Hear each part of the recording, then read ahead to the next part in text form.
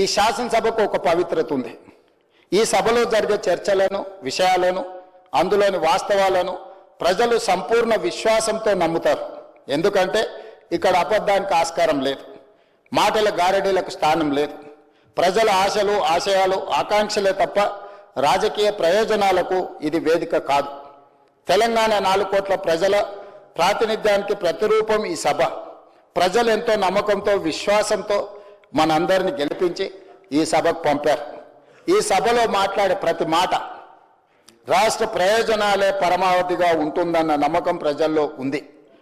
రాజకీయ సభల్లో, మీడియా సమావేశాల్లో లేదా వారి వారి పార్టీ కార్యాలయాల్లో రాజకీయ పార్టీల నాయకులు ఏమైనా మాట్లాడవచ్చు.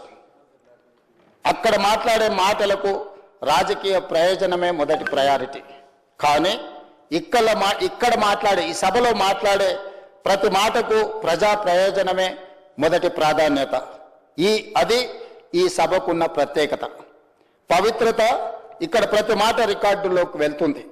100 ఏళ్ల తర్వాత కూడా ఏ నాయకుడు ఏ సందర్భంలో ఏం మాట్లాడాడు, ఏ అంశాలపై ఎలాంటి చర్చలు జరిగాయి, అంతిమంగా ఆ చర్చలో తెలంగాణ ప్రయోజనానికి అనుగుణంగా జరిగాయా లేదా అన్నది భవిష్యత్ తరాలు తెలుసుకొని బేరీజు వేసుకునే అవకాశం ఉంటుంది. అధ్యక్ష, గడిచిన 2 ఏళ్లుగా ప్రతిపక్ష నాయకుడు సభకు రావడం లేదు.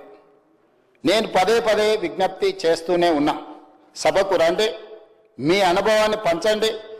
గతంలో ఏ విధంగా అయితే మొట్టమొదటి ప్రతిపక్ష నాయకుడిగా జానారెడ్డి గారు, రెండవ ప్రతిపక్ష నాయకుడిగా బట్టి విక్రమార్క గారు పోషించిన పాత్రను మీరు పోషించండి.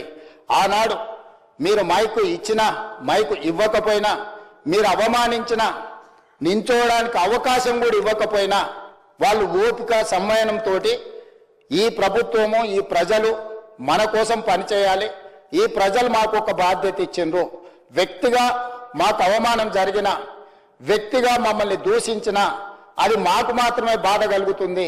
కానీ ప్రతిపక్ష నాయకులుగా మేము ఈ చర్చలో పాల్గొనకపోతే 4 కోట్ల తెలంగాణ ప్రజలకు నష్టం జరుగుతుంది అని చెప్పి జానారెడ్డి గారైనా, మిత్రులు బట్టి విక్రమార్క గారైనా ఈ వేదిక మీద నుంచి ఎన్నోసార్లు అక్కడ కూర్చొని ఇక్కడ ఉన్న ముఖ్యమంత్రి గారికి ఆనాడు ఎన్నో సూచనలు, సలహాలు ఇచ్చారు. అవమానాన్ని దిగమింగుకొని బట్టి విక్రమార్క గారిని కొన్నిసార్లు కంటతడి పెట్టే సంఘటనలు జరిగినా కూడా పంటి బిగువన బాధను భరించి ప్రతిపక్ష నాయకుడిగా తన బాధ్యతను నెరవేర్చండి. అధ్యక్ష, మనమందరం చూసినాం. నేను సభలో 2014 నుంచి 2015 వరకు చూసిన, సభ బయట ఉండి 2018 నుంచి 2023 వరకు సభలో జరిగిన సంఘటనలకు సజీవ సాక్షిని. అధ్యక్ష, ఎప్పటికప్పుడు ఈ సభలో జరుగుతున్న చర్చలు కానీ, ఈ సభలో జరుగుతున్న ప్రక్రియ ఏమున్నదో నిశితంగా గమనిస్తూనే వచ్చిన. అధ్యక్ష, అందుకే ఈరోజు 40 సంవత్సరాల సుదీర్ఘమైన అనుభవం ఉన్న చంద్రశేఖరరావు గారు ప్రధాన ప్రతిపక్ష నాయకుడిగా, మళ్ళీ చెప్తున్నాను అధ్యక్ష, వారు ఎమ్మెల్యేగా, రాష్ట్ర మంత్రిగా, ఎంపీగా, కేంద్ర మంత్రిగా, తెలంగాణ ఉద్యమకారుడిని అని వారే చెప్పుకుంటుంటారు. తెలంగాణ సాధించిన వ్యక్తిగా వారే చెప్పుకుంటుంటారు. వచ్చిన తెలంగాణకు 2 సార్లు ముఖ్యమంత్రిగా పనిచేసిన అపారమైన అనుభవం ఉన్నది అని వారే చెప్పుకుంటుంటారు. నేను కూడా వారి అనుభవాల నుంచి ఏమైనా సూచన, సలహా వస్తే రాజకీయాలలో విలువలు పెంచాలి, హుందాగా వ్యవహరించాలని ఒక నిర్ణయానికి వచ్చి వారిని సూచనలు ఇవ్వండి. మీరెక్కడో బహిరంగ సభలు పెట్టి బహిరంగ సభలలో సంభాషించుకోవడం కాదు, సభకే వచ్చి మాకు సూచన చేయండి. ఈ ప్రభుత్వం మీ సూచనల్ని తప్పకుండా పరిగణలోకి తీసుకుంటుంది. అందులో విలువైన సూచన ఉంటే వాటిని తప్పకుండా అమలు చేస్తామని చెప్పి ఆహ్వానించి సభను, సమావేశాలను మనం ఏర్పాటు చేసుకోవడం జరిగింది. అధ్యక్ష, ఈ సమావేశంలో ఈరోజు కృష్ణా జలాలపై చర్చ మేము అడిగింది కాదు. ఈరోజు ఏదైతే చర్చ పెద్దలు ఉత్తమ్ కుమార్ రెడ్డి గారు సభలో ఇంత సారాంశాన్ని ఈరోజు ప్రస్తావించింది, మేము సభ పెట్టండి కృష్ణా నది జలాల మీద చర్చ చేద్దామని మేము అనలేదు. అధ్యక్ష, ప్రతిపక్ష నాయకుడు చంద్రశేఖరరావు గారు మాజీ ముఖ్యమంత్రిగా వారి పార్టీ కార్యాలయంలో పత్రికా సమావేశాన్ని పెట్టడమే కాకుండా టీఆర్ఎస్ ఎల్పీ సమావేశాన్ని, బీఆర్ఎస్ ఎల్పీ సమావేశాన్ని పెట్టి ఎంపీలను, ఎమ్మెల్సీలను, ఎమ్మెల్యేలను పిలిచి కృష్ణానది జలాల మీద తెలంగాణకు నష్టం జరుగుతుంది, కృష్ణానది జలాల మీద మనం మాట్లాడాల్సింది ఉంది, మనం పోట్లాడాల్సింది ఉంది, దీన్ని ప్రాతిపదికన తెలంగాణలో రేపటి నుంచి మనము కార్యాచరణ తీసుకోబోతున్నామని వారు ప్రస్తావించారు అధ్యక్ష. అదేవిధంగా లెజిస్లేటివ్ అఫేర్స్ మినిస్టర్ గారు చెప్తున్నారు, బీఏసీలో తమరి నాయకత్వంలో జరిగిన బీఏసీలో కూడా కృష్ణానది జలాల మీద ఈ సభలో చర్చ జరగాలని బీఆర్ఎస్ పార్టీ కోరుకున్నది. మిగతా ప్రతిపక్షాలు కూడా దీన్ని చర్చించాలనుకున్నారు. అందుకే మేము మా పార్టీ కార్యాలయంలోనో గాంధీ భవన్లోనో పత్రికా సమావేశాలలోనో కేసీఆర్ గారు విమర్శించిన చర్చలకు సమాధానం చెప్పి ఉండొచ్చు. కానీ దానివల్ల తెలంగాణ ప్రజలకు వాస్తవాలు వివరించిన వాళ్ళము కాదు.